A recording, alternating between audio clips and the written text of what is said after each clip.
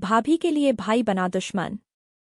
निठल्ले अंग्रेज सिंह की नीयत अपनी खूबसूरत भाभी पर ही नहीं, भाई की दौलत पर भी खराब थी। यह सब पाने के लिए उसने दोस्तों की सलाह पर जो किया, वह किसी भी कीमत पर उचित नहीं था। खेतों का काम निपटाकर सुखविंदर सिंह ने दोपहर का खाना खाने के लिए घर जाने से पहले जानवरों के कमरे में जाकर उनका चारा वगैरह देख लिया था। पूरी तरह संतुष्ट होकर वह घर के लिए चल पड़ा। उसके खेतों से कुछ दूरी पर कुलदीप सिंह के खेत थे। उसके आगे लखविंदर और जसबीर के खेत थे। चूंकि कुलदीप दूर के रिश्ते में उसका भाई लगता था और गांव जाने का रास्ता उसके खेतों से था, इसलिए उसने सोचा कि वह उससे भी पूछ ले कि अगर वह भी घर चल रहा है तो दोनों साथ साथ बातचीत करते चले जाएंगे। यही सोचकर सुखविंदर खेतों में बने कुलदीप के नलकूप वाले कमरे की ओर बढ़ा। जैसे ही वह नलकूप की टंकी के पास पहुंचा, उसके पैर जहां थे वहीं रुक गए। उसका शरीर कांप उठा और मारे डर के उसका चेहरा पीला पड़ गया। एकाएक उसके मुंह से कोई आवाज नहीं निकली। नलकूप वाले कमरे के दरवाजे के ठीक बीचों बीच कुलदीप सिंह की लहूलुहान लाश पड़ी थी। उसके सिर, पेट और शरीर के अन्य अंगों से खून अभी भी रिस रहा था। कुलदीप को उस हालत में देखकर सुखविंदर घबरा गया। उसे कुछ नहीं सूझा तो वह तेजी से गांव की ओर भागा। गांव पहुंचकर सीधे वह कुलदीप के घर पहुंचा और एक ही सांस में उसकी पत्नी करमजीत कौर को पूरी बात बता दी। संयोग से उस समय करमजीत कौर का भाई रजपाल सिंह भी बहन से मिलने आया था। सुखविंदर की बात सुनकर करमजीत कौर भाई रजपाल, सुखविंदर और गांव के कुछ अन्य लोगों के साथ खेतों की ओर भागी। नलकूप पर इन लोगों ने जो देखा, सबकी सांसें अटक गईं।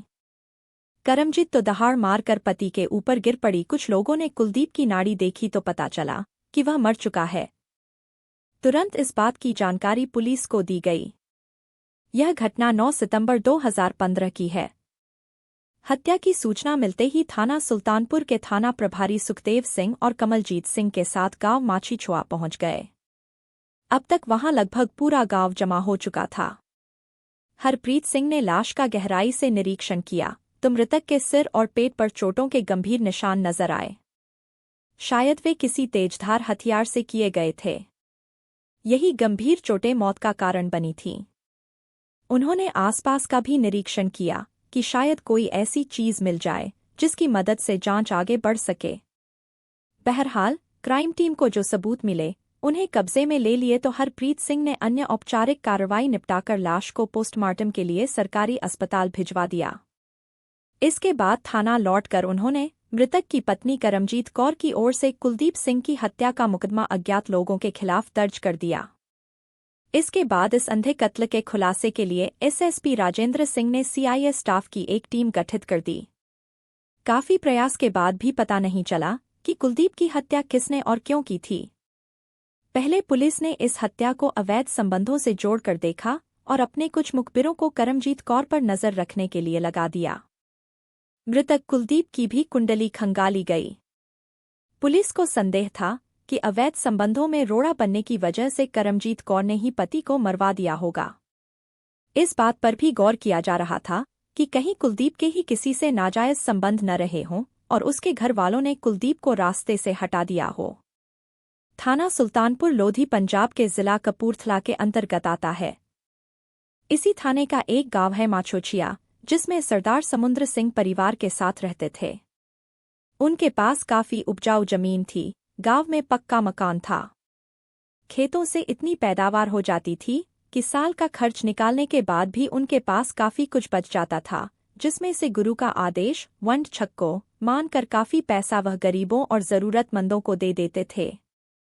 कुल मिलाकर समुद्र सिंह अपने नाम की ही तरह नेकदिल और दरियादिल थे। उनके परिवार में पत्नी के अलावा 3 बेटे थे। बड़ा कुलदीप सिंह, उससे छोटा अंग्रेज सिंह और सबसे छोटा रंजीत सिंह। रंजीत सिंह थोड़ा मंदबुद्धि था, जबकि अंग्रेज सिंह काफी चालाक और शातिर दिमाग था। वह जिस तरह का दिखाई देता था उस तरह का था नहीं। बड़ा कुलदीप सिंह पिता की ही तरह धार्मिक सोच वाला सीधा सादा नेक इंसान था। दूसरों और जरूरतमंदों के काम आना उसे अच्छा लगता था। उसकी व्यवहार कुशलता और स्वभाव की वजह से गांव में उसकी बड़ी इज्जत थी। सभी उससे प्यार भी करते थे। जबकि उसके छोटे अंग्रेज सिंह को गांव का कोई भी आदमी पसंद नहीं करता था। तीनों भाई अपने पुश्तैनी मकान में एक साथ रहते थे। हरप्रीत सिंह ने मृतक की पत्नी करमजीत कौर और गांव वालों से पूछताछ की। सबका यही कहना था कि कुलदीप की किसी से न कोई दुश्मनी थी और न अदावत। वह सबके काम आने वाला इंसान था। लोग उसकी बहुत इज्जत करते थे। मुखबिरों से बात की गई तो उन्होंने बताया कि मृतक और उसकी पत्नी करमजीत कौर का चरित्र एकदम पाक साफ था। ना तो मृतक के किसी औरत से नाजायज संबंध थे और न ही करमजीत कौर की किसी अन्य मर्द से बोलचाल थी। कुलदीप पूरा दिन अपने खेतों में व्यस्त रहता था। फालतू बातों के लिए पति पत्नी के पास जरा भी समय नहीं था। मुखबिरों ने यह भी बताया था कि यह काम किसी बाहरी आदमी ने किया है। हरप्रीत सिंह ने मृतक के रिश्तेदारों तथा अगल बगल के गांव वालों से भी पूछताछ की, लेकिन इसका भी कुछ नतीजा नहीं निकला। हर किसी ने मृतक की तारीफ ही की, किसी ने उसके खिलाफ एक शब्द भी नहीं कहा। जब इस मामले की जांच आगे नहीं बढ़ सकी तो एसएसपी राजेंद्र कुमार ने 3 टीमें बनाकर जांच में लगा दीं। थाना प्रभारी हरप्रीत सिंह ने इस मामले को चुनौती के रूप में लिया। उन्हें लगता था कि कहीं कोई ऐसी बात है जो उनकी नज़रों के सामने नहीं आ रही है। हरप्रीत सिंह ने मृतक के छोटे भाई अंग्रेज सिंह को बुलाकर पूछताछ की तो उसके बयानों में तमाम बातें विरोधाभासी मिलीं। वह किसी भी सवाल का सीधा जवाब नहीं दे रहा था। वह हर बात को घुमाफिरा कर ही कहता था। पूछताछ के बाद उन्होंने उसे जाने तो दिया, लेकिन उस पर नज़र रखने के लिए अपने कुछ चालाक मुखबिरों को लगा दिया। 2 दिनों बाद ही मुखबिरों ने अंग्रेज सिंह के बारे में जो सूचनाएं दीं, उसे सुनकर हरप्रीत सिंह को लगा कि अब हत्यारे उनकी पहुंच से ज्यादा दूर नहीं है। हरप्रीत सिंह अंग्रेज सिंह को पकड़कर थाने ले आए और सख्ती से पूछताछ शुरू कर दी। हर अपराधी की तरह अंग्रेज सिंह भी खुद को निर्दोष बताता रहा, लेकिन हरप्रीत सिंह के पास जो सबूत थे उन्हें सामने रखकर जब पूछताछ की तो वह टूट गया और उसने भाई की हत्या का अपना अपराध स्वीकार कर लिया। उसने कहा कि उसी ने अपने दोस्तों बगीचा सिंह पुत्र निम्मा सिंह निवासी गांव थेहवाला, जसवंत सिंह पुत्र गुरबचन सिंह निवासी गांव हुसैनपुर दुल्लेवाला, राजू पुत्र दर्शन सिंह निवासी गांव हुसैनपुर दुल्लेवाला, परविंदर सिंह पुत्र दर्शन सिंह निवासी गांव मुहालम, जिला फिरोजपुर तथा चरणजीत सिंह पुत्र सुच्चा सिंह निवासी गांव थेहवाला के साथ मिलकर भाई की हत्या की थी। इसके लिए उसने अपने इन दोस्तों को 2 लाख रुपए देने का वादा किया था, जिसमें से 1 लाख रुपए उसने किसी से उधार लेकर दे भी दिए थे। उसी दिन हरप्रीत सिंह ने इस हत्या में शामिल लोगों के घरों पर छापे मारे, जिसमें से बगीचा सिंह और परविंदर उर्फ पिंटू पकड़ लिए गए। बाकी के 3 लोग फरार होने में सफल रहे। शायद उन्हें पुलिस की कार्रवाई की भनक लग गई थी। गिरफ्तार किए गए तीनों अभियुक्तों से पूछताछ में कुलदीप सिंह की हत्या की जो कहानी सामने आई वह हीन भावना से ग्रस्त एक ईर्ष्यालु भाई की घृणित मानसिकता का परिणाम था। कुलदीप सिंह और उसके छोटे भाई अंग्रेज सिंह की सोच में जमीन आसमान का अंतर था। कुलदीप सिंह जहां धार्मिक सोच वाला दयालु आदमी था, वहीं अंग्रेज सिंह शैतानी सोच वाला ईर्ष्यालु आदमी था। तीसरा भाई रंजीत सिंह मंदबुद्धि था, इसलिए उसे परिवार की किसी चीज से कोई मतलब नहीं था। उसका ज्यादातर समय गुरुद्वारा में बीतता था। गांव वाले अक्सर कुलदीप सिंह की बड़ाई किया करते थे। यह बात अंग्रेज को बिल्कुल नहीं भाती थी। गांव में कोई समारोह होता तो कुलदीप सिंह को उसमें सबसे आगे रखा जाता। यह सब देखकर अंग्रेज सिंह जल उठता था। उसे इस बात पर गुस्सा आता था कि कुलदीप सिंह की तरह लोग उसकी इज्जत क्यों नहीं करते। एक दिन शराब पीते समय यही बात उसने अपने दोस्त बगीचा सिंह से कही तो उसने कहा, उसके रहते तुझे कोई नहीं पूछेगा भाई, इसलिए तू उसे खत्म क्यों नहीं कर देता। ऐसा कैसे हो सकता है? अंग्रेज सिंह ने हैरानी से कहा। भाई बड़ीपा आइडिया दे रहा हूं। तुझे भाभी बहुत अच्छी लगती है न? कब से तू उसके पीछे पड़ा है, लेकिन वह तुझे हाथ नहीं रखने दे रही है। कुलदीप को मार देगा तो वह तेरी हो जाएगी। इसके अलावा उसकी जमीन भी तेरी हो जाएगी।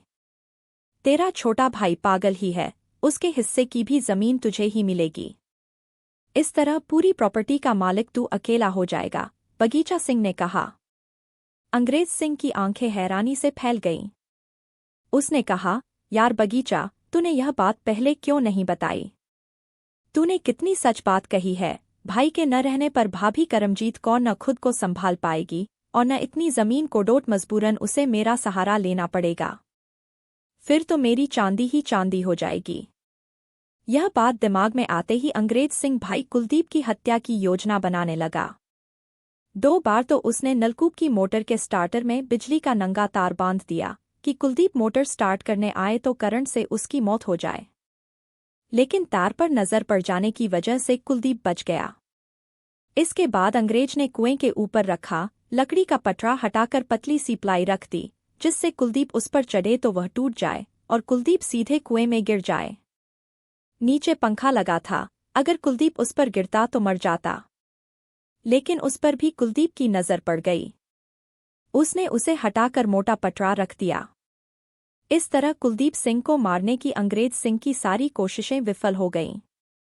अपनी इन कोशिशों में असफल होने के बाद अंग्रेज सिंह ने कुलदीप की हत्या पैसे लेकर हत्या करने वालों से कराने पर विचार किया और बगीचा सिंह के माध्यम से उसने राजू, परविंदर और चरणजीत सिंह को 2 लाख रुपए में बड़े भाई की हत्या की सुपारी दे दी। 1 लाख रुपए उसने एक आदमी से उधार लेकर एडवांस भी दे दिए। रुपए देने के बाद अंग्रेज सिंह ने 5 को पिस्तौल खरीदने के लिए उत्तर प्रदेश भेजा। ये सभी बरेली, अलीगढ़ आदि शहरों में घूमकर 7 सितंबर को लौट आए। इन्हें कहीं पिस्तौल नहीं मिली। आखिर में तय हुआ कि किसी तेजधार हथियार से कुलदीप सिंह की हत्या कर दी जाए। 9 सितंबर की दोपहर को जब कुलदीप सिंह खेतों का काम निपटाकर मोटर बंद करने के लिए नलकूप के कमरे में गया तो वहां बगीचा सिंह और परविंदर उर्फ पिंटू पहले से बैठे थे। कुलदीप मोटर बंद करने के लिए जैसे ही कमरे में घुसा, दोनों ने एकदम से कुलदीप पर हंसिया और चाकू से हमला कर दिया। अचानक हुए इस हमले से कुलदीप चकराकर जमीन पर गिर पड़ा और कुछ देर तड़पकर मर गया। कुलदीप सिंह मर गया तो अंग्रेज सिंह बगीचा और परविंदर को अपनी मोटरसाइकिल से सुल्तानपुर लोधी छोड़ आया। इसके बाद घर लौटकर वह इस तरह सामान्य बना रहा जैसे उसे किसी बात का पता ही नहीं है। उसी समय उसके फोन की कॉल डिटेल्स भी निकलवा ली थी। इसी कॉल डिटेल्स से पता चला था कि कुलदीप के कत्ल वाले दिन 9 सितंबर को कुलदीप की हत्या से कुछ देर पहले और बाद में अंग्रेज सिंह ने 4 से 5 लोगों से 60 से 70 बार बात की थी। उन्हीं 5 नंबरों से ही अंग्रेज सिंह के 5 साथियों का पता चला था। बहरहाल गिरफ्तार अंग्रेज सिंह, बगीचा सिंह और परविंदर का बयान लेने के बाद उन्हें अदालत में पेश करके 2 दिनों के पुलिस रिमांड पर लिया गया। रिमांड के दौरान बगीचा सिंह और परविंदर की निशानदेही पर हत्या में प्रयुक्त हंसिया और चाकू बरामद कर लिया गया। बाकी बचे तीनों अभियुक्तों की पुलिस तलाश कर रही थी। कथा लिखे जाने तक वे पकड़े नहीं गए थे। वीडियो अच्छा लगे तो सब्सक्राइब करना ना भूले। धन्यवाद।